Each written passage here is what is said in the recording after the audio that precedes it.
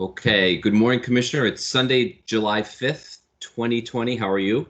Great, Ken. Wow, July. Here we are at the end of a long holiday weekend. How's it going? All right, all right. So I think that's the first piece that we really wanted to highlight for our staff this week is we've now had a long holiday weekend, which really signifies the beginning of summer or that summer is in full swing, which is a really good reminder to all of us to emphasize summer safety with the children and families that we serve. Yeah, there's a couple things we want to highlight in this week's video. The first of which is the summer safety issue. I had a press conference last week with Connecticut Children's and a couple of other experts from across the state that talked about summer safety. And for us, we have already started to see our uptick of summer related critical incidences and serious cases. We started with the falls out of windows, so this is a reminder that, as we think about cars driving by doing celebrations and, people being in the house, that there's a lot of curiosity for kids who have been cooped up for 4 months to, run to the window and look outside. And already we've seen a couple of those cases come over. So just, reminding our staff as you interact with families to talk about, the positioning of furniture underneath windows and around windows, particularly when there's a screen that's either not secure or can't withstand the weight of a child leaning on it. So it's the window safety. We've also seen our fair share of supervision related issues on ingesting things at home. Now the kids have been home for several months. We've seen quite a bit of supervision related to heat sources or burns around stoves or ovens or grills or hot substances that kids can get to in an instant. If we have seen anything, it is that things can change in an instant. And our role in child protection is to support families and to continue to remind them when there's just so many things coming at them from a million different directions that supervision is of the utmost importance as we move into the summer months. As we move outside of the house, reminding people that car safety, this is the time of year where the temperatures inside of the car can get really, really hot, really, really fast. So it's a reminder that when you're driving with little kids in the back seat, some people have given the reminder, put your cell phone back there or put a shoe or a purse or something to remind you to take the child out of the car when you get out. So, any of our staff who are working with families with little kids that are particularly in car seats, during this time of year, remind your families that you're working with to check the back seat before you get out. It can be deadly. The other piece I think that has to be highlighted in summer safety is water safety. And recognizing that, water is can be pretty dangerous, but it's also can be, water injuries and water fatalities are pretty preventable. One of the things that the OCA highlighted in the press conference that we had together is the percentage of children of color who do not know how to swim. And so, really making sure as we head out during the summer months to kind of cool off, the temperatures is getting hot, that we identify water watchers within our families to just pay attention to when kids are around water, whether or not that's, in the bathtub inside the house or outside with kiddie pools, whether they're at a, backyard barbecue or, at the beach or at a park that has a natural water source. Water can be refreshing, but it can also be pretty dangerous. And all of this highlights the necessity for vigilance related to supervision and vigilance as it relates to child protection. And I think you said it very nicely at the press conference to really remind parents to be present. Like you said, Yeah, put the cell phone down. yeah. Traffic is busy. We've got televisions on, radios. Simply be present. It's those little concrete reminders. And as we talk about vigilance with summer safety, we also want to remind ourselves to really be vigilant with the spread of COVID-19 and not to have, and certainly so many of us have COVID fatigue. We're just tired of talking about the topic or Mm-mm. planning or worrying about who is sick and who's not. We have to stay right on top of what we have been doing to prevent the spread. Oh, I was driving back from an event with my daughter yesterday, and I said, it's amazing how many words we probably never said before in our lives, before, 4 months ago, when we think of pandemic or when we think of unprecedented or PPE or social distancing, those phrases and words that have become part of our lexicon that, as more and more parts of Connecticut open, the more vigilant we have to become as it relates to keeping the spread of COVID down. Connecticut went from being a hotspot, Connecticut, New York, New Jersey, that whole tri-state area. We were one of the early hot spots to now one of the leaders in the country of keeping the transmission really low and the transmission rate under 1. If you watch any part of the governor's press conferences, he will show you and tell you, all those steps that we took to get us to such a safe place in Connecticut. And so some of the restrictions from some other hot spots that didn't take some of the warnings or some of the precautions that Connecticut are experiencing right now. Constant hand washing, hand sanitizers everywhere we go. Thinking about our masks when we leave the home, it becomes just like putting on shoes, everything from hand hygiene to sanitation to cleaning, and all the things that we know over the last 4 months have tamped down the transmission rates will keep us in that nice spot over the next couple of months. But we can't get tired, and we certainly can't get fatigued over just the kind of repetitiveness of what we've experienced over the last 4 months, because we know we've seen some pretty tragic instances of the transmission when the transmission rate was pretty high. So at the end of this video, as we always have, we'll update you all on the department's data as to kind of where we are this week with our own kind of following the trend lines. So, after this last segment, we'll pause for a minute to give people that opportunity to hear what our numbers look like. Sure. And this next segment, Commissioner, I think that you had wanted to outline the steps we are taking in our continuing dialogue to become an anti-racist organization. I'm going to share the screen here a little bit. Can you see the visual I just put up?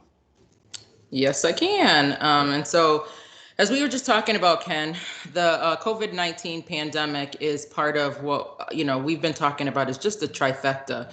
Deputy Commissioner Jody Hill-Lilly has been leading the work with the Racial Justice Work Group on, how do we as a agency understand the impact of COVID in the context of racial unrest and all the recovery that our families are going to have to experience. And, that's that kind of trifecta or the perfect storm visual that you just had on the screen. Yeah, of the recovery that our families are going to have to come out of on the other side of the pandemic.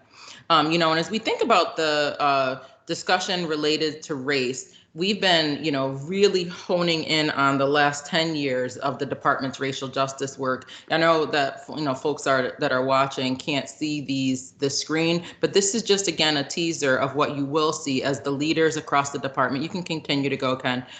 Create an environment to be able to continue the dialogue. But I included a picture. No, stay there for a second. I included a picture of the timeline in order to let folks know that, this is not issue of the day for DCF. Our racial justice work is something that has been longstanding, and it's been under development, and it's part of who we are as a department. And what you'll start to see in the framework that's being developed by Deputy Commissioner Lilly and the Racial Justice Work Group is embedded in just the culture of safety that has started to take shape. And what you see now, Ken, if you could scroll up just a hair so I can, that visual right there, you're great.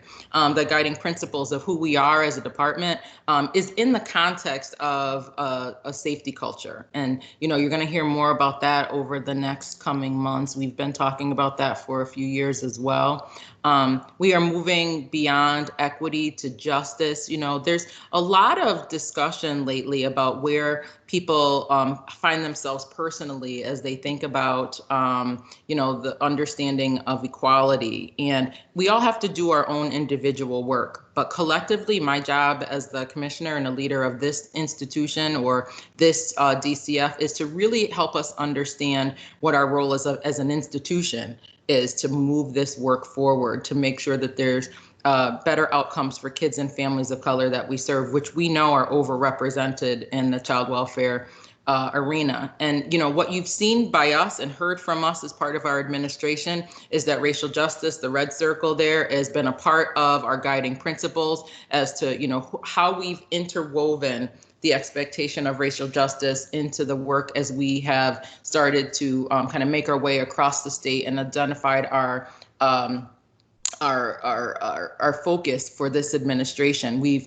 kind of embedded that, incorporated that with the safety culture work, and made it part of kind of a real concrete structure that we can get our arms around. But that, those discussions and those trainings and those things that we know people need in order to be able to address the emotional connection to discussions related to race are only a part of it. Our job as leaders are to create the environment that create better outcomes for kids and families. So the evolution of our racial justice work group is emphasized right here in the charter, which is simply that in 2020 and beyond, the goal of the racial justice work and the racial justice work group must surpass challenging conversations and activities. We've done a lot of talking, Ken. It's time to move from talking and discussion to action. We all have to do our work with the ultimate goal to move the needle on outcomes for children, youth, families, and our staff. And, this monumental time that we find ourselves in our nation's history allows for us to do our individual work as people, to see, what we understand about the country's history, from what perspective we learned it, what we've done to keep ourselves up to date on the information as it's shared.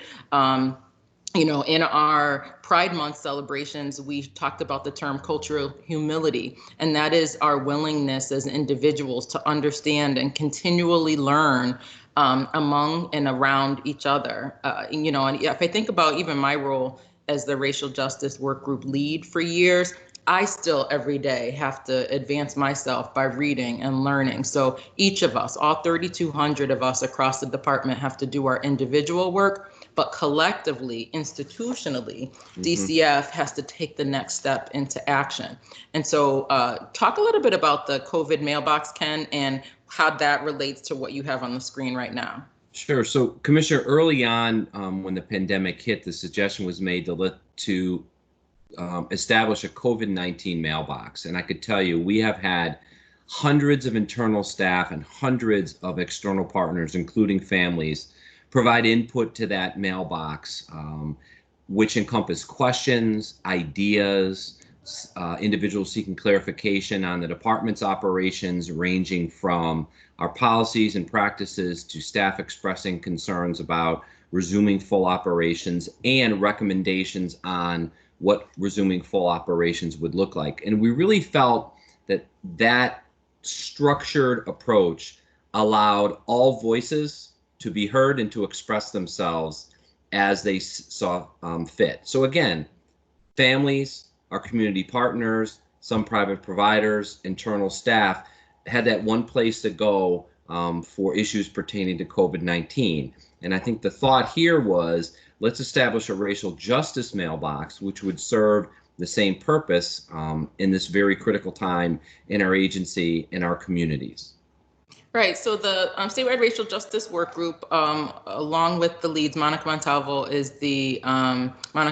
Rams is the director of multicultural affairs for the department, and leading our racial justice work along with Tina Jefferson and Jen Agosti under the executive sponsorship of Jody Hill Lilly, as we kind of talked about a few minutes ago. They have established what we are now referring to as the DCF racial justice mailbox. That is also another way of accountability for the department, of as we as leaders set the atmosphere and set the expectation of the shift, and making sure that we address ways in which our outcomes may be incongruent with the values that we say that we espouse. Again, all the individual work that we must all do is important and necessary, but this is the institutional type stuff that will come as a result of our structures that we will put in place to address any policies or practices that we believe need to be adjusted in order to get better outcomes for kids and families. And one of the ways to collect that information information